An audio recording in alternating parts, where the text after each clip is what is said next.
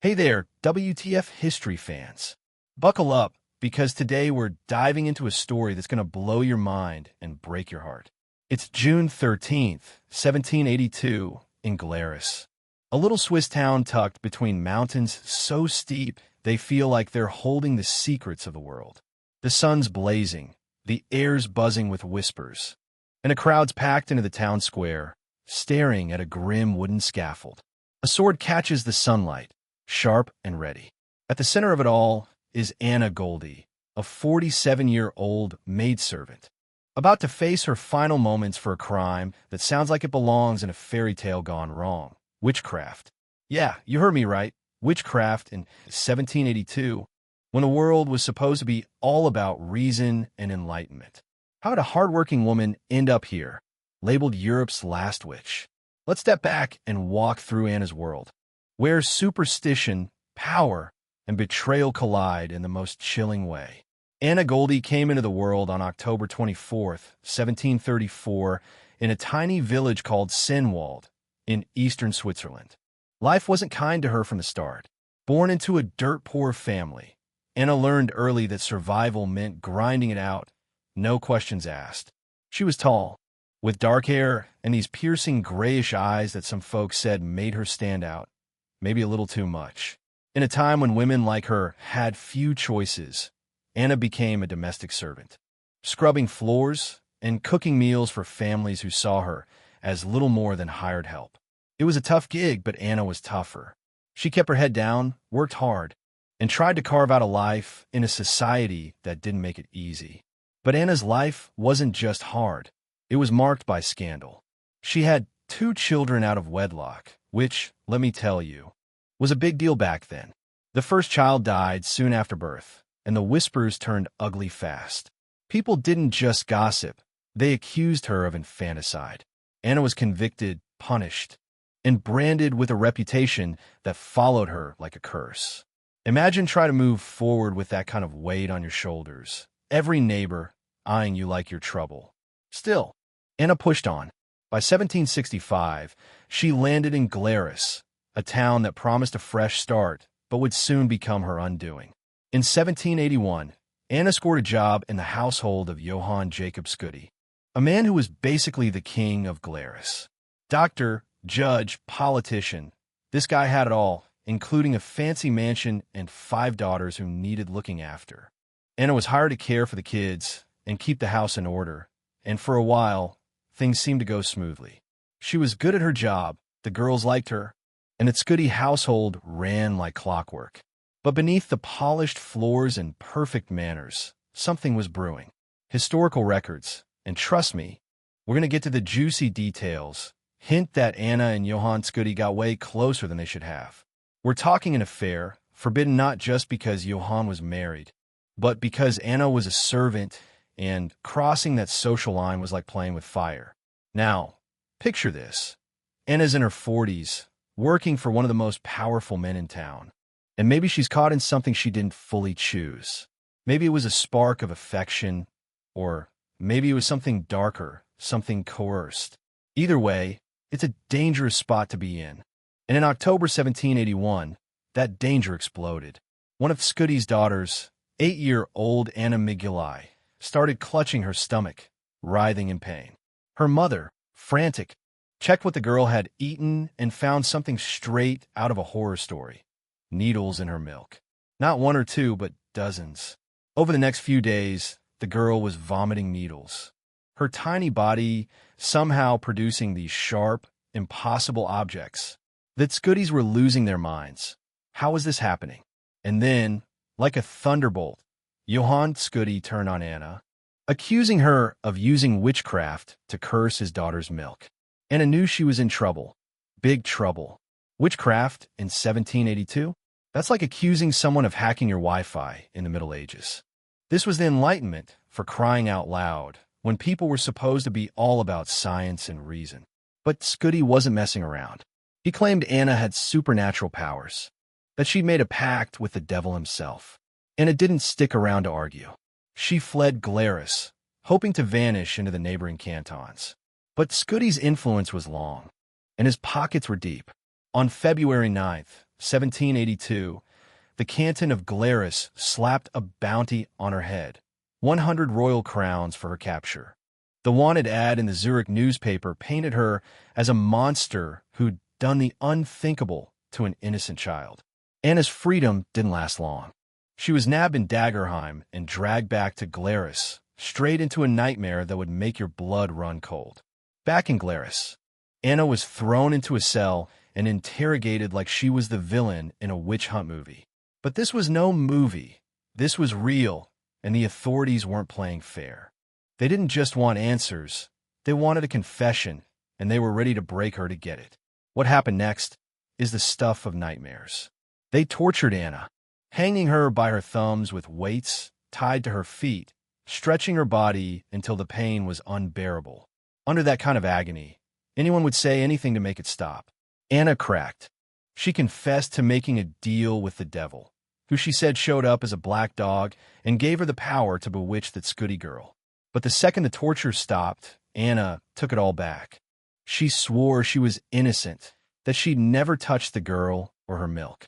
Her courage in that moment, facing down a system rigged against her, is nothing short of incredible. But courage wasn't enough. The trial that followed was a total sham. This was 1782, when philosophers like Voltaire were calling out superstition as nonsense. And yet here was Glarus, stuck in the Dark Ages. The authorities knew a straight-up witchcraft charge would make them look like fools on the European stage, so they played dirty.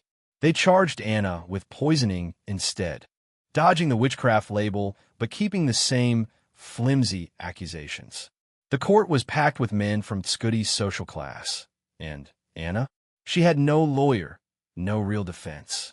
Just her own voice against a tidal wave of power. Witnesses were brought in, including little Anna Migili, who said Anna gave her sweets and told her to keep quiet. The girl's health was even getting better, which the court somehow spun as proof that Anna's magic was weakening. It's the kind of logic that makes you want to scream. Anna fought as hard as she could, but the deck was stacked.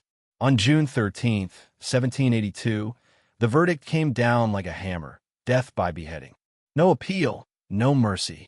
The court stuck to the poisoning charge in the official records, but everyone knew what this was really about. Anna was led to the scaffold in Glarus Town Square. Her steps steady despite the weight of the moment. Some say she shouted her innocence to the crowd. Others say she stayed silent, her dignity louder than any words. The executioner, cloaked in black, raised his sword. One swift strike, and Anna Göldi's life was over. The crowd held its breath, and Europe's last witch was gone. But her story was far from finished. The aftermath of Anna's execution was like a bomb going off. Newspapers in Switzerland and Germany didn't hold back, slamming the trial as barbaric, a throwback to the witch hunts of centuries past. People were shocked that in 1782, when Europe was supposed to be enlightened, a woman could be killed for something as absurd as witchcraft. The scandal put Glarus on blast, and the authorities scrambled to save face, destroying trial records to cover their tracks. But the truth has a way of sticking around, and Anna's story refused to be buried. For years, people whispered about what really happened, and in 2007, a Swiss journalist named Walter Hauser cracked the case wide open with research that changes everything we thought we knew. Hauser's findings point to a plot so twisted it could be a thriller novel. He uncovered evidence that Anna and Johann Göldi were likely involved in an affair. Maybe consensual, maybe not. There's even a chance Göldi forced himself on her. And when Anna threatened to spill the truth, he panicked. In 18th century Switzerland, a confessed adulterer couldn't hold political office. And Göldi had a lot to lose. His career, his reputation, his power. So what did he do?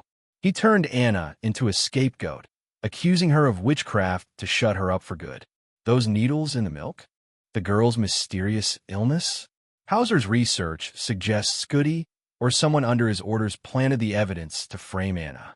This wasn't about superstition run wild. It was a cold, calculated move to protect a powerful man at the expense of a vulnerable woman. Think about what that means. Anna wasn't just a victim of a backward town's beliefs. She was a target in a game of power and control. Women like her, especially those who didn't fit the mold, were always at risk.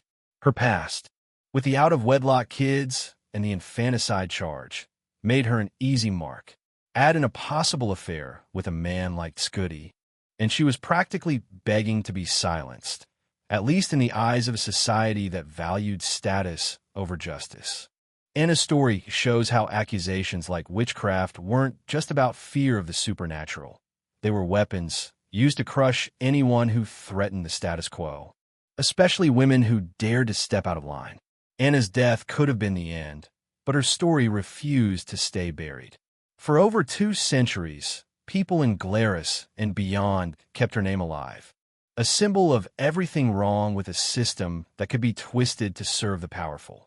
In 1991, filmmaker Gertrude Pincus brought Anna's story to the screen with a movie that put her tragedy in the spotlight. By 2007, as the 225th anniversary of her execution loomed, the call for justice grew louder.